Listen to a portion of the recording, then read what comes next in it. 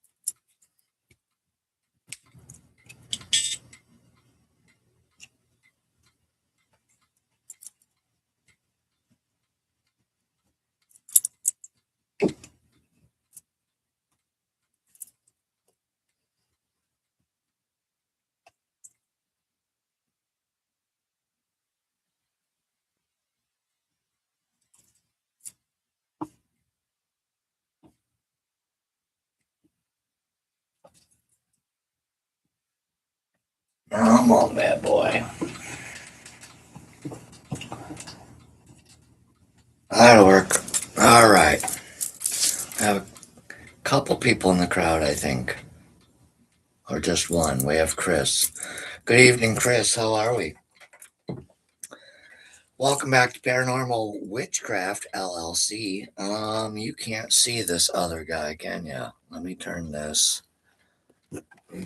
way. There it is.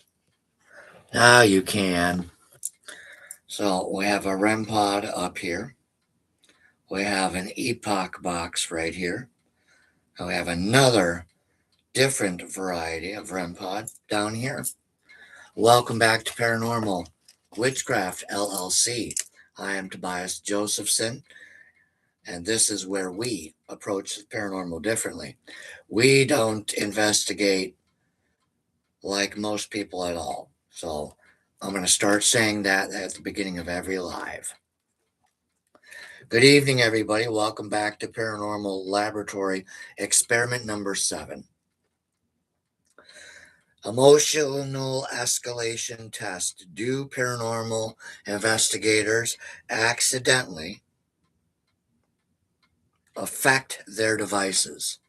Or another way to look at it, do paranormal devices react to human emotion? Doesn't matter to me which way you feel comfortable looking at it. All right. So let's get into this. Earlier today, we asked a question that makes way too many paranormal investigators uncomfortable or angry. That's kind of the nature of this channel, folks.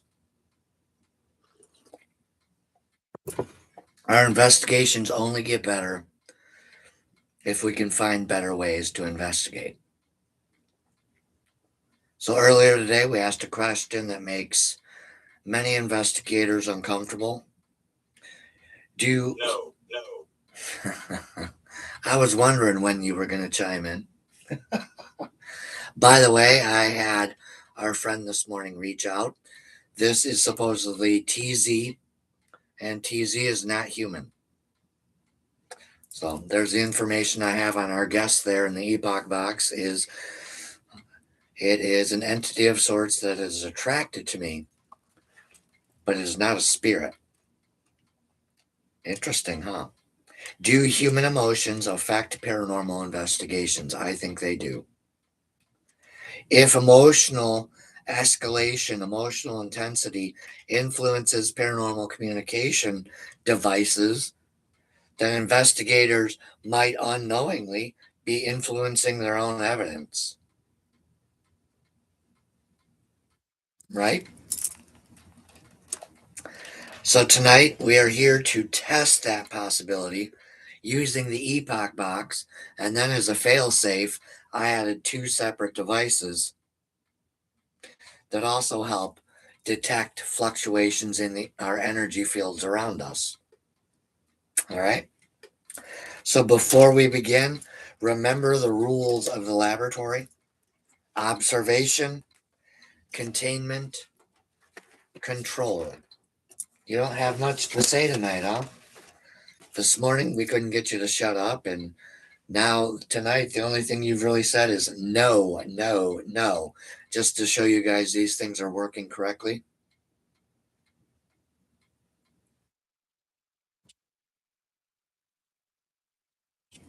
Okay. Can't even touch that one. All right, so there we go. If we remove those principles of observation, silence, and containment, we're no longer investigating, we're just telling a story. Anybody can tell a story about a place. Thank you, our friend TZ. Anybody can tell a story about a place. Anybody can get the history online. But that's not really what we're talking about when it comes to the storytelling. We're pointing at all the escalation. There's so much escalation and instability on social media, it's sickening. Okay. Experiment one, we're going to use containment over chaos, evidence over egos. Experiment number two, we're going to use what everyone else uses. Why won't you talk to us? And we're just going to be mean. And we're going to chase this thing around the room and we're going to invite it to fight and all that other stuff you see everyone doing in their thumbnails or their episodes. We're not afraid of you. And then the last one, number three, is just going to be perfect silence in here. During experiment one, the environment will remain calm, will remain neutral, or in other words, grounded. Voices will stay like this, relax. Movement will be minimal, like so. Pretend I'm just a wax dummy sitting in this chair. And questions will be asked slowly.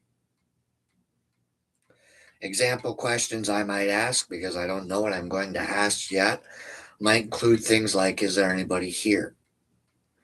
Can you communicate with us? What is your name? You get the idea. The idea is that we observe whether any responses that we get, we have 3 devices, okay, in this room with us. We are simply, yes. Our friend TZ agrees that we are only here to observe whether any responses occur under calm emotional conditions, yes. Which is probably the only time TZ is going to come out and say hi to us. Especially if he really is alien and he is taking over our devices, mainly the Epoch box, because if he is alien, I could see why the REM pods wouldn't be the instruments of choice, because all he's going to get out of these two, if he communicates, is loud noise. We're not going to be able to hear a damn thing. So to me, it would make sense. It could be some other type of sentient being, dimensional being, communicating through this device. It would make sense to me. Notice the atmosphere of this room. The lights are on. You guys can see what's going on. That's also part of the control process. You don't necessarily need to hunt in the dark. But obviously the reason is simple. It's because it's dark. So it creeps people out. It's like, ooh, I'm going to get scared. All right. Now, let's start this experiment. Do you mind, TZ, if we start containment over chaos experiment now?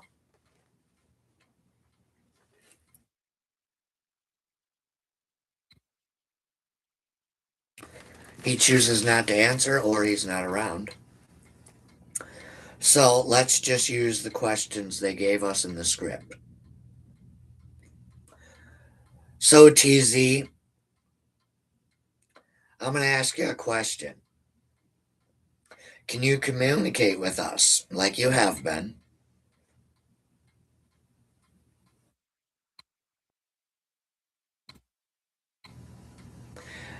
No, no.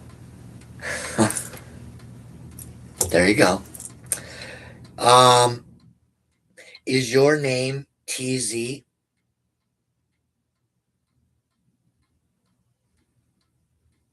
A friend of mine told me that you told them your name is TZ and you are alien. Do you want to talk about that or no? Are you okay that I'm resting the epoch box against my dragons?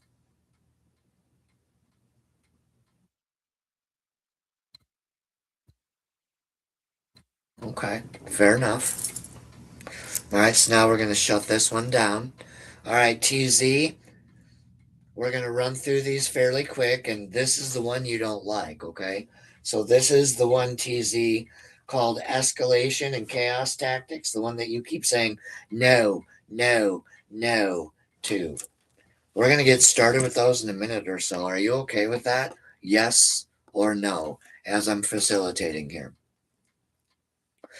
Did you guys notice the atmosphere of the room? We were quiet, we were stable, we were controlled that whole time. Now we're going to move into experiment two, the escalation, the attacking, the interrogation. And we're going to do it this way to try to simulate the conditions that most paranormal investigating teams use.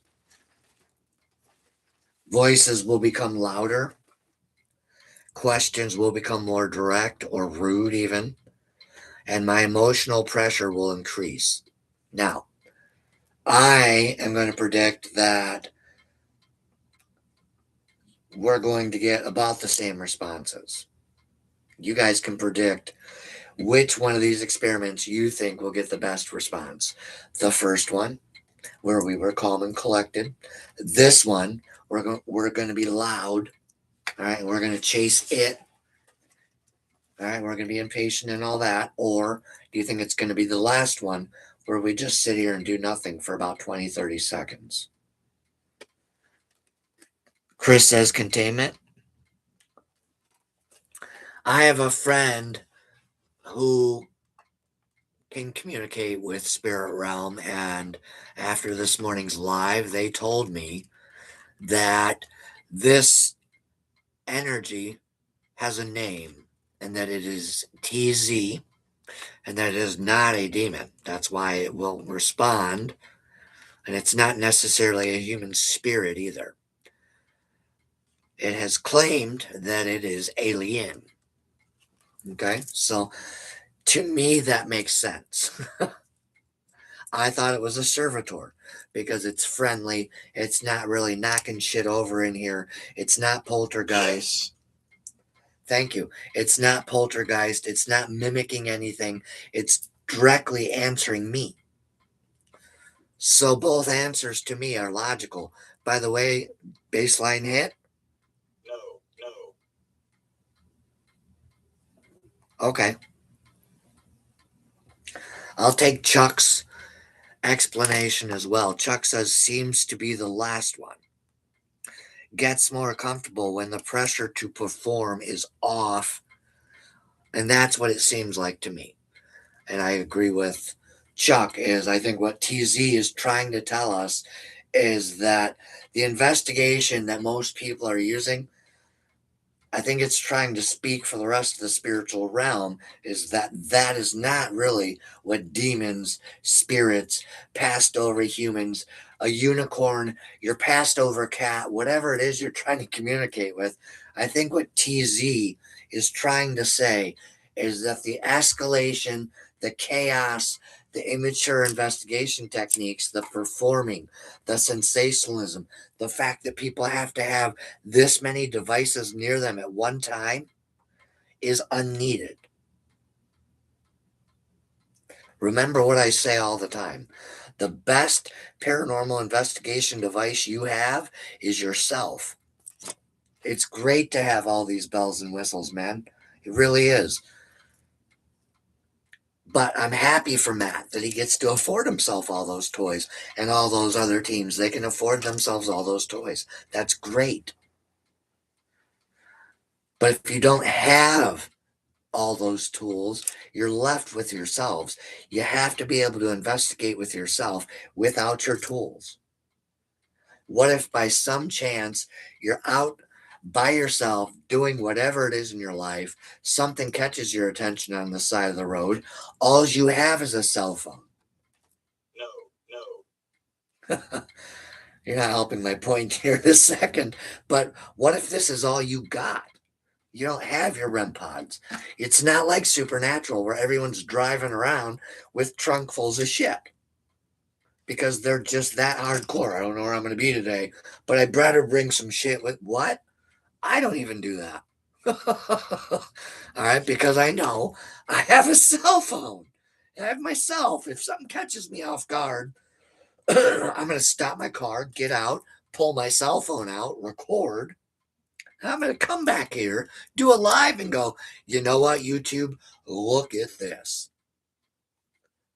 You don't necessarily need to have every single device you have on to investigate.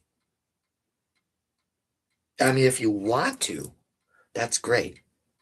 Like when you know you're in the shit, when you know you're catching stuff, feel free, pull it all out.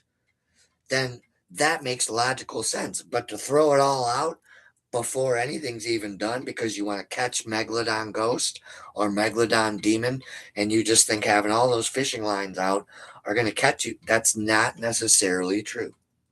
What Chuck and I and others say a lot is less sometimes is more. You don't always need to have yourself strapped up. All right.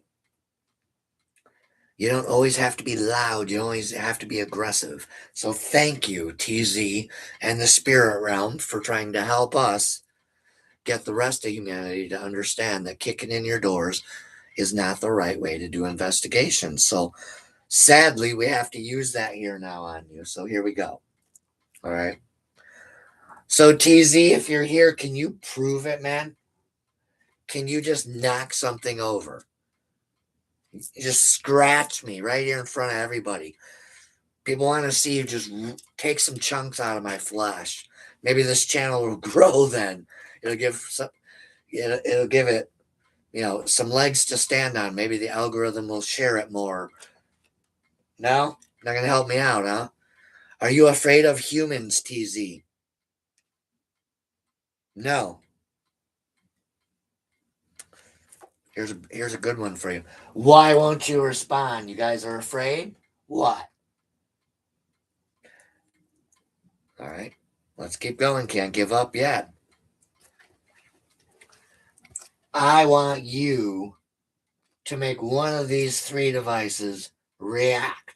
And I'm not turning around until you do it. And I'm going to stick my finger in your face.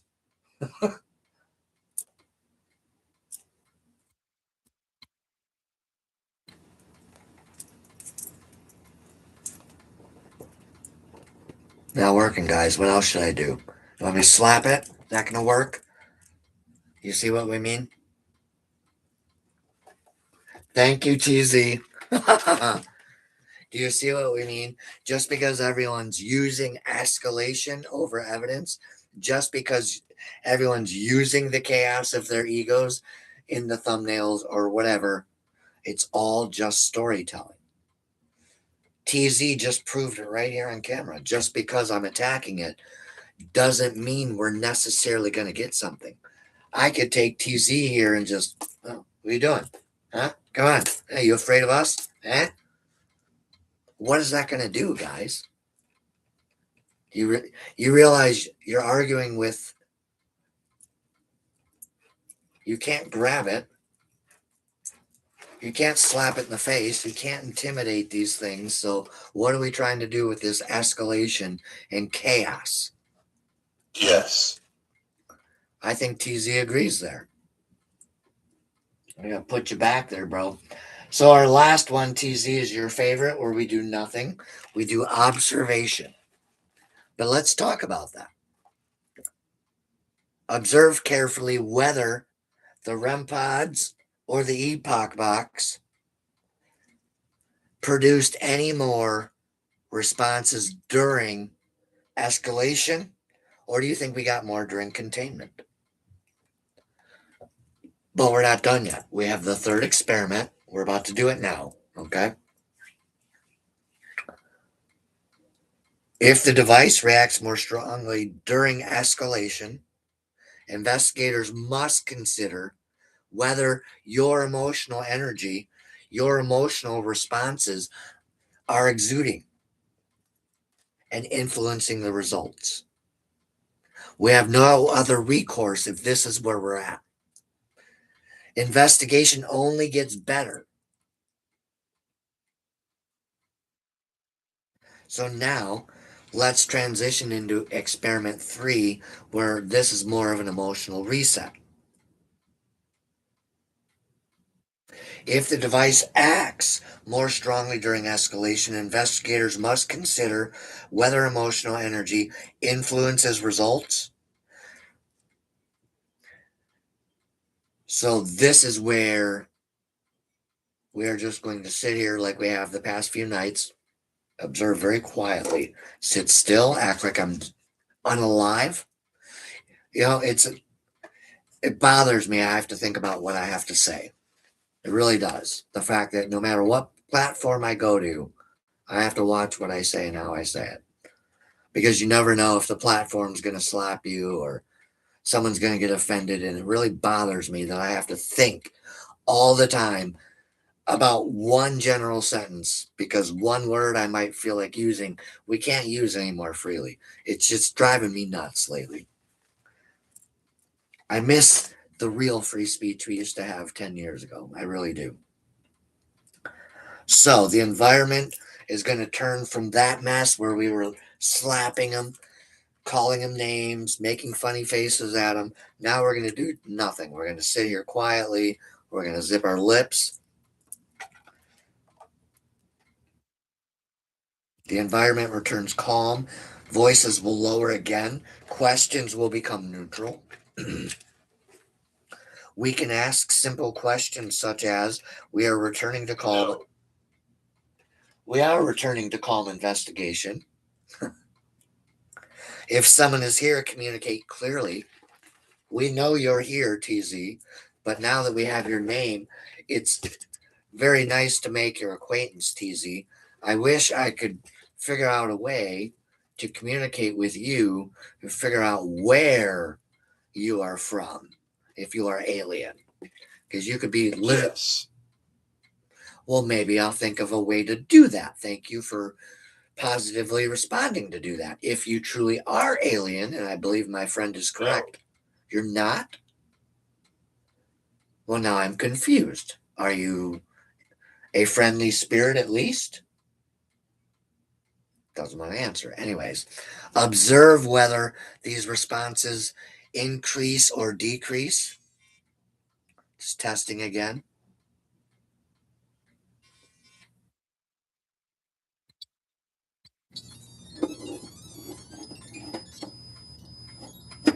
All right. So that way you guys can see everything's working. Are we ready? Observe whether responses decrease as emotional intensity drops. If responses increase during this point, so if responses increase during escalation and decrease during containment and this one, complete silence, that pattern becomes important. And I'll let you know why afterwards. So, TZ, we're going to do the last and final experiment now, where we are just going to sit quietly. We're just going to observe. But I'm watching all three of you in the laptop screen. Do you understand?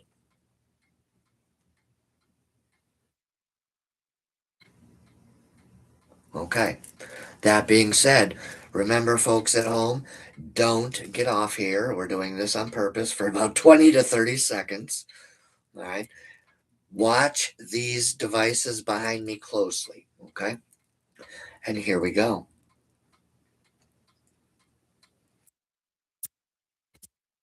No. No.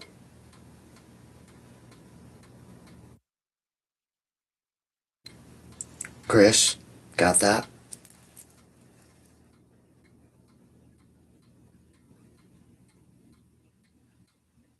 No.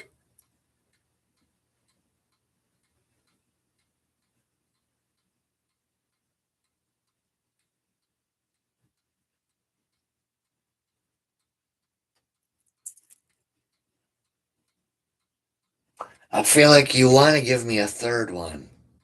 Do you want to give me one more? If you can give us one more answer, it would be a pattern.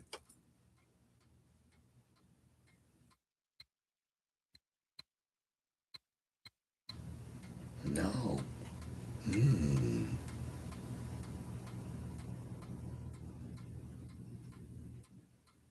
Gonna keep people guessing. All right. Thank you for your help, TZ. That was all three. You did great today. Thank you. All right.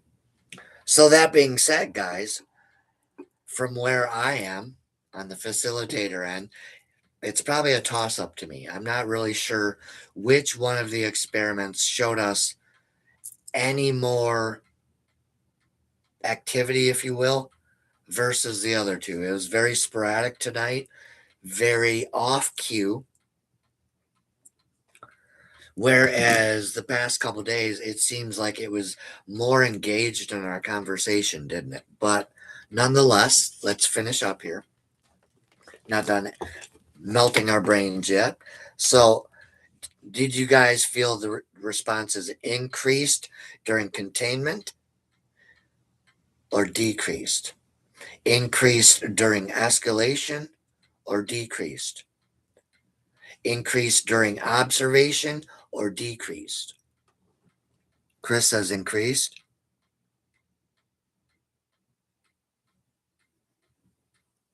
Only two. Only two. Only two. Damn it. No chunks out of the flesh. Well, it would help the engagement. That's kind of what my post was about. Is I have all these teams on social media land that want to help us out, and they see us No. and they think what we're doing is good, and then they don't have the time to help share the channel, and so it gets aggravating for me. But that's the thing is, I can't force those other people to do that stuff, and so perhaps it's my own expectation issue. But I just don't understand how that works in people's minds sometimes. And it's one of my pet peeves that people say they want to jump in and help. And then here I am working 20 plus hours a day between this channel, the Patreon, figuring out what I'm going to do, etc., going forward. And I have 9 other team members for this business.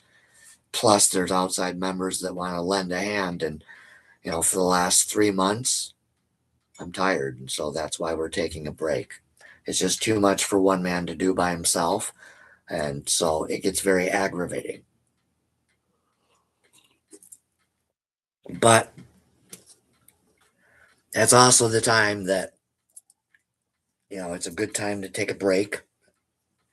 And so that's why after this Friday at 8 p.m. after our experiment, I'll be taking 7 days off because there's so many things behind the scenes I haven't gotten to that I was supposed to. One, there's a book I'm supposed to be writing by the end of the year, and I have the introduction just about done. That's it.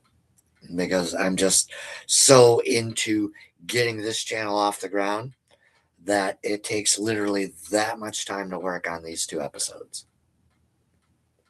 And so I'm falling behind personally. And so that only lends to my frustrations online, et cetera, et cetera. And so, owning a business is something that you really got to want it. And at the end of the day, it's you and it's all you. And that's just the way it is sometimes.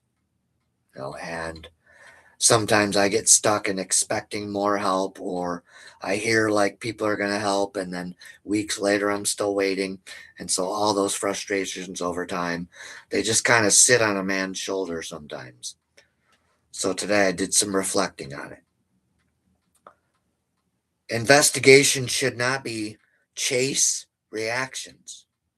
Investigations should not be personality driven. This is why the paranormal laboratory exists. Investigations should pursue credible, reliable, validating evidence.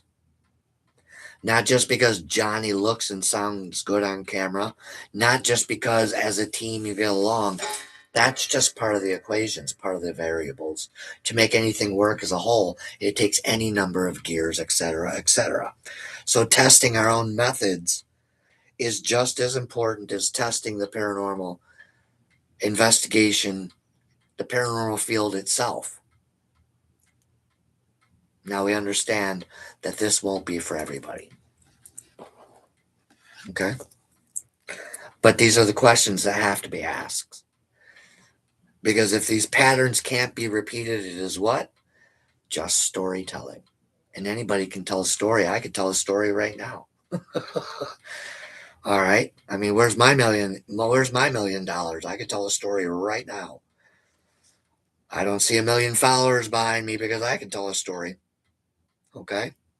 Or because I have every bell and whistle in the book. Yes.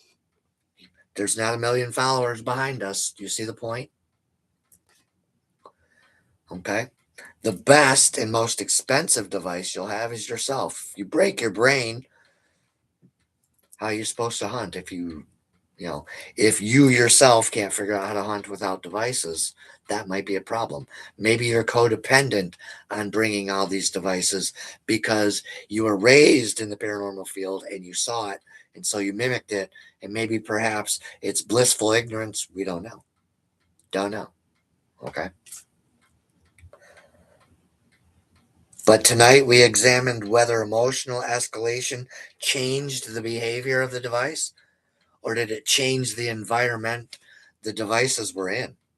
By changing the investigator variable, what do you guys think? No baseline.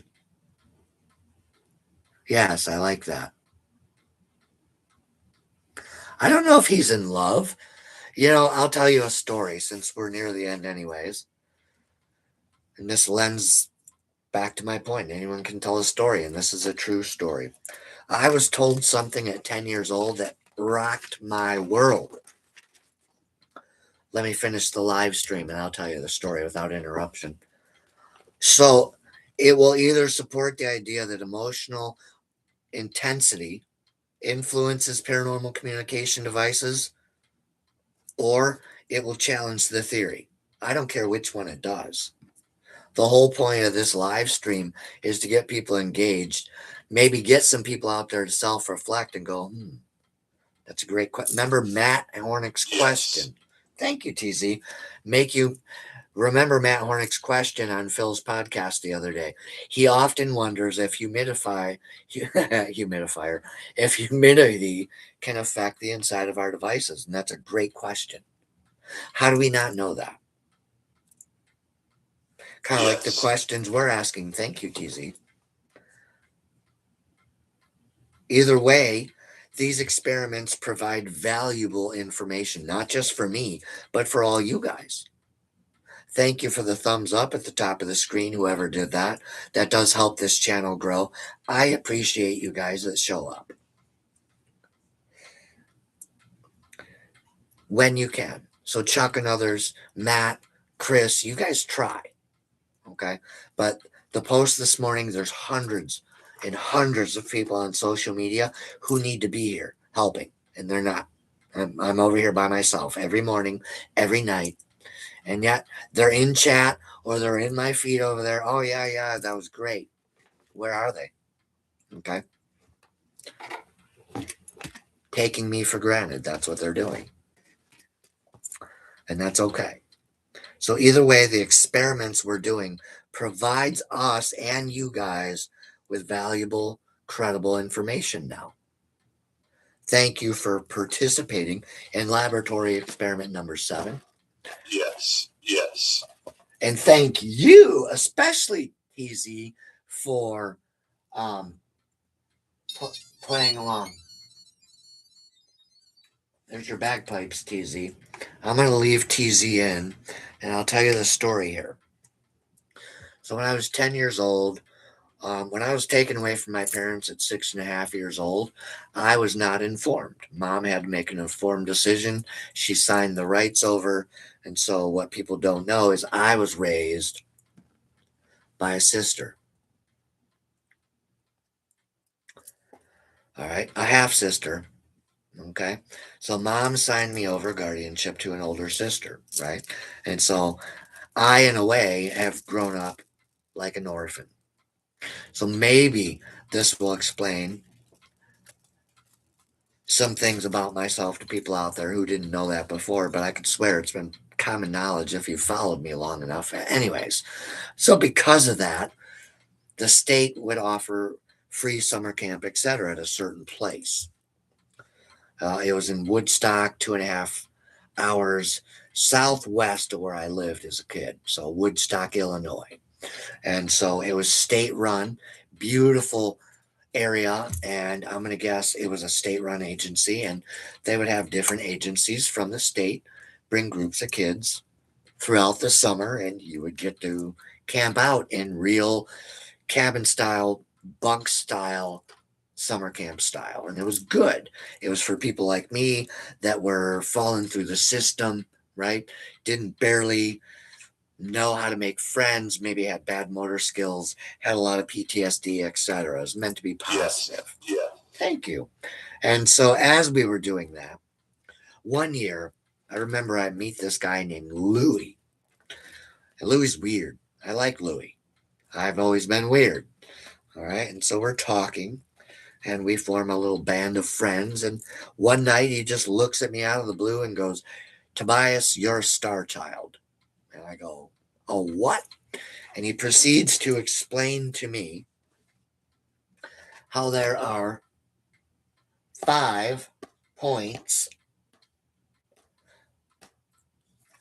on a pentagram.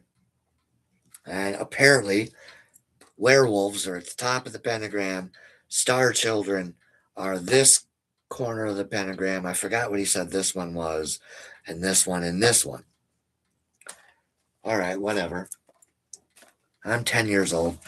Nonetheless, so a couple nights later, it's raining. Thunder wakes me up. Yes. Yes. Thank you. Yes. Storm's passing over. Now, there's a big window, the moon's shining, but I'm laying there in my bunk and Louie's above me. And I shit you guys not. All right, whether this is just a trick of the mind or not at the end of the story, I don't know. Okay, you guys decide. But I hear Louie sleeping. Yes. Yeah. Thank you, TZ. It's a good story, isn't it? You should tell them how it ends, but you can't talk to us through that device. But it doesn't sound right. This dude's 10 years old. He's about my size. I hear, I'm just like, there's no one else in here but me and Louie. We're bunkmates in this little cabin. All right. Their room's about where my door is. All right. And there's a bunk. You share it. And that was there's a bathroom in there. I'm like, something's wrong with Louie. He's not right. And so I'm like, I'm going to go look. And so I get out of bed. All right. And I go behind him because, it's like in the horror movies. You just figure if you pull your eyes over the top and look, they're not going to notice because they're facing the other way sleeping. And so I'm just getting up the nerve. And I look and I shit you guys not. He had the head of a werewolf while he was sleeping. I shit you guys not. And I remember going, I went to bed going, okay. Now, I've hung on to that story my whole life.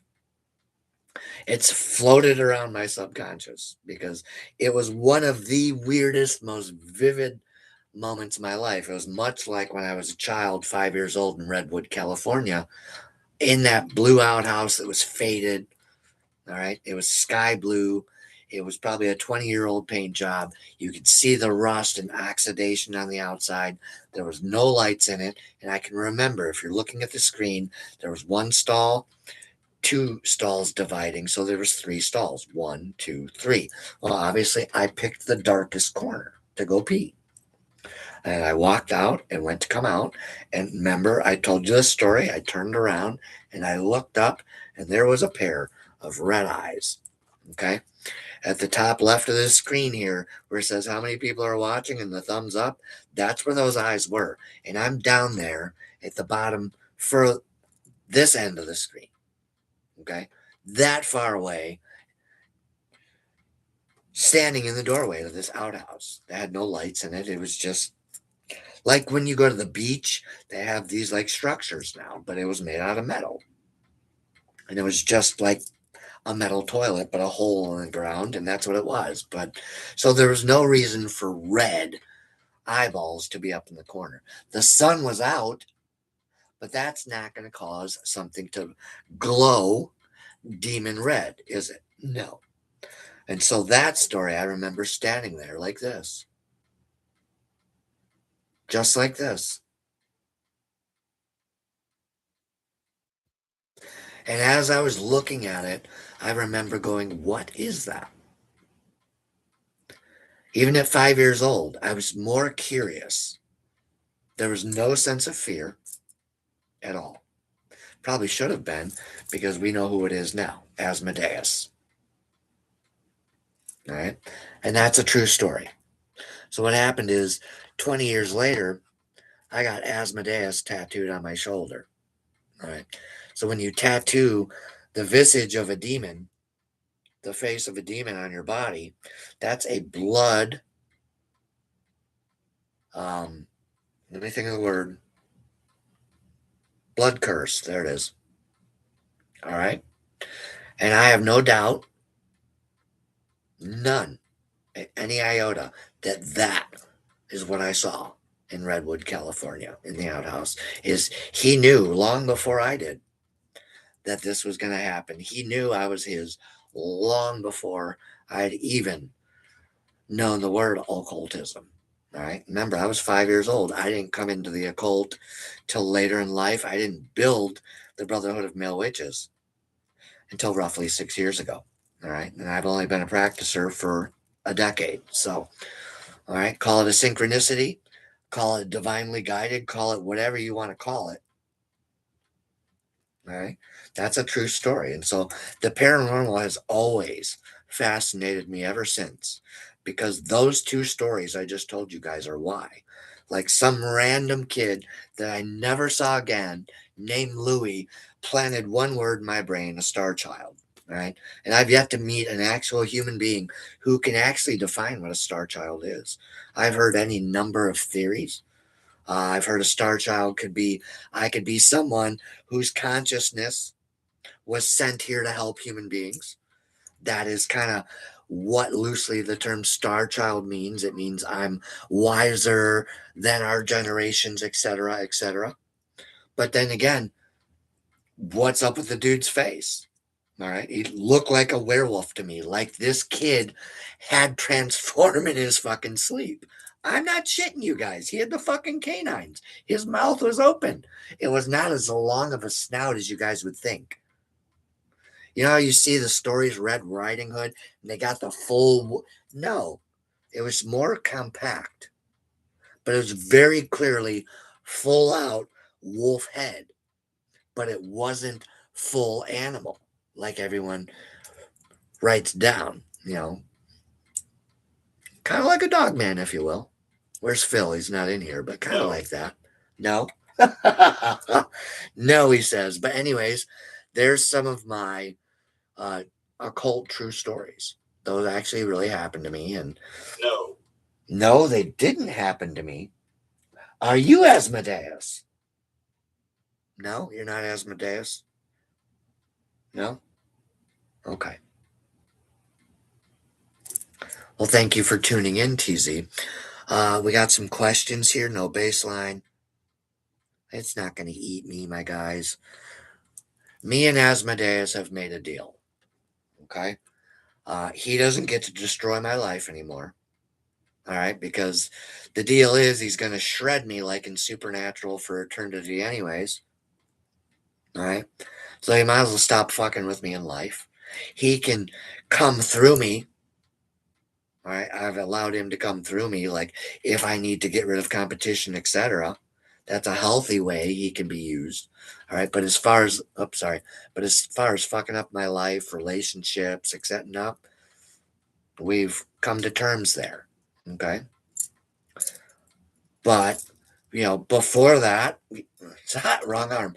I'm used to my tablet where my right arm is actually on this side. And so it's kind of weird being on a laptop. So I'm going to have to get used to using my left arm to do that. Now, if you look at this eye, I do find it kind of strange that no matter where I am on camera, it is always darker than my right side.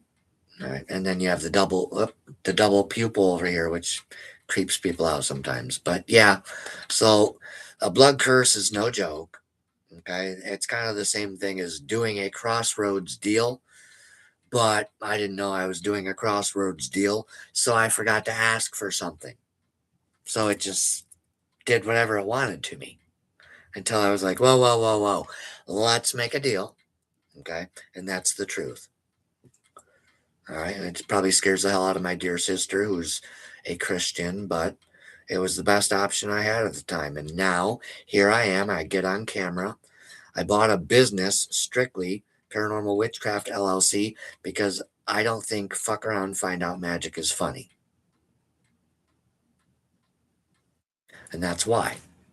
It's a true story of my ego making me create the biggest mistake of my life because I was a human being who wasn't afraid of these things. I wasn't afraid to go after them and use escalation. And look what they do to you. I lost 5 relationships. Almost lost my kids. Almost lost my own life multiple times.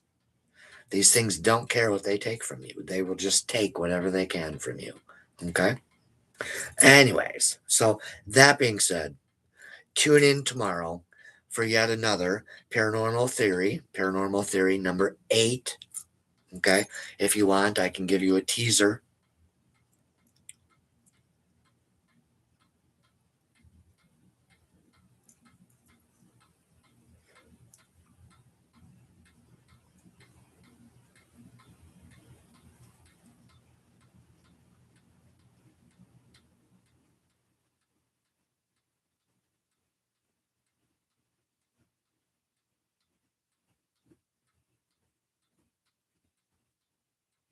Where to go?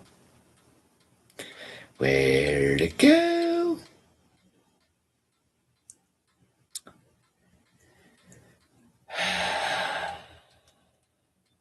Oh, look at that. Got it. YouTube is funny the way it produces stuff. I don't have it because it won't let me allow you. Won't let me allow it to show you what I've posted. So I had a list of experiments from 5, I think it was from tonight through 20, and it was posted yesterday. I don't know where it went.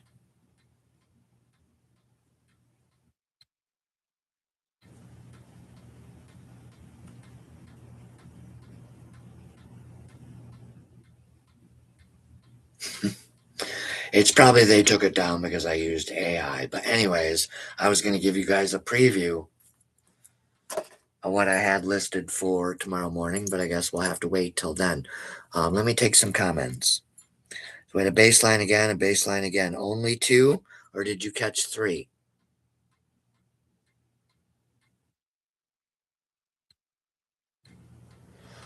Truth Tarot readings, hello. Chuck, hi. Thank you. You're my thumbs up person. Thank you.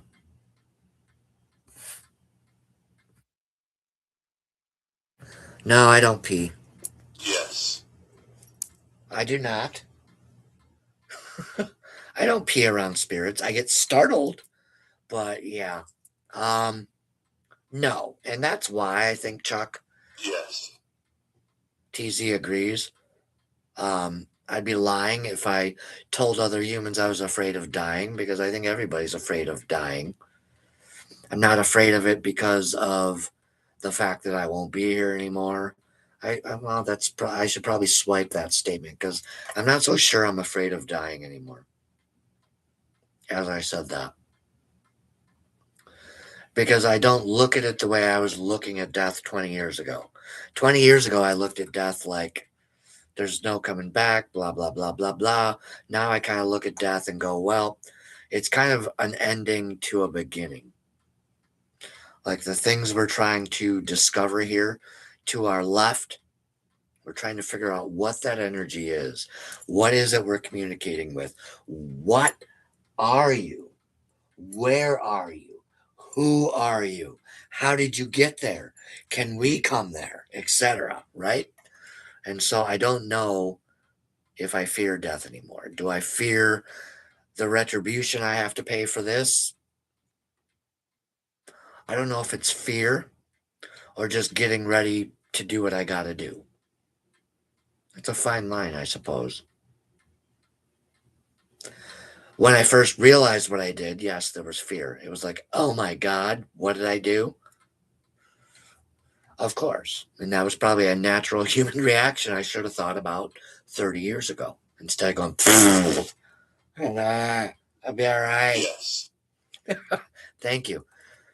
All right. And so that's why I get up here. It's why we bought a business. It's why I started the Brotherhood, because there's just so much ignorance around this stuff that people think it's like going to the circus and you're just going to buy peanuts and eat cotton candy and go hunt ghosts and do seances that you don't know how to do.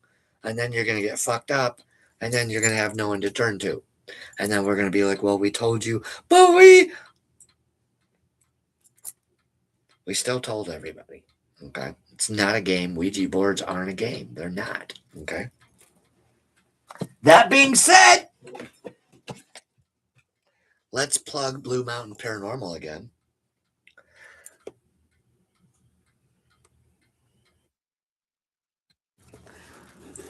Who have made us a beautiful EMF Ouija device. Hey. Really? I'm going to have to fix that one. So it did come loose. Wonder if the cats have been down there. But anyways, all three of these light up. Same thing like the device behind us. Is if there's a reaction, one of them will blink, not go dark. It's probably a loose wire. I don't have a soldering gun around here. That's next on my list for the crafts and stuff. But anyways, so as you can see, this is, in fact, a real Ouija. All right. And they have built it into an EMF Ouija device.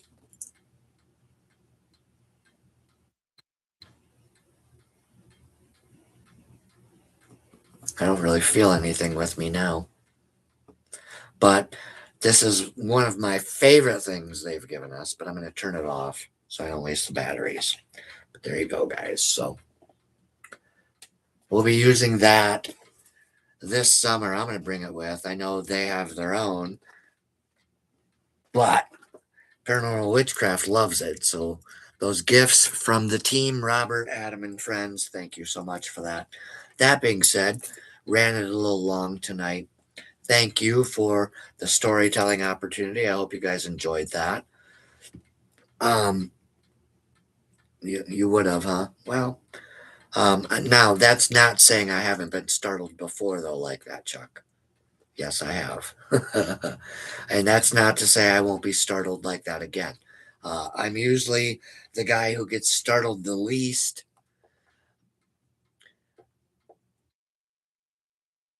But that's not to say I'm totally unshockable. In fact, I suspect there's things out there I haven't seen or experienced yet, and that's kind of part